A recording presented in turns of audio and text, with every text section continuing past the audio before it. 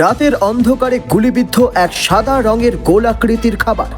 শিলিগুড়ি শহর জুড়ে সন্দেহজনক মহিলা। এখন খাবার বিস্তারিত। গুলিবিদ্ধ এক সাদা রঙের গোলাকৃতির খাবার।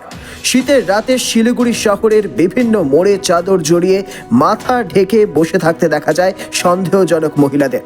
গোপন সূত্রে জানা গিয়েছে, তাদের কাছেই পাওয়া যায় গুলিবিদ্ধ হওয়া এক সাদা রঙের গোলাকৃতির খাবার। খবর পাওয়া মাত্রই ঘটনাস্থলে যান আমাদের প্রতিনিধিরা। খাবারের সত্যতা যাচাই করা শুরু করলেন তারা। গুলিবিদ্ধ সেই খাবার হাতে নিয়ে অল্প ভেঙে মুখে দিলেন আমাদের প্রতিনিধি।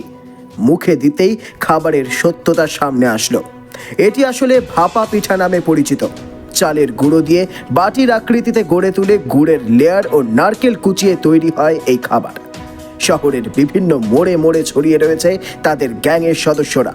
স্থানীয়দের অভিযোগ, প্রতিদিন প্রায় 10 টাকা করে খরচ করিয়ে দিচ্ছে এই খাবার। Bureau report, Siliguri's voice.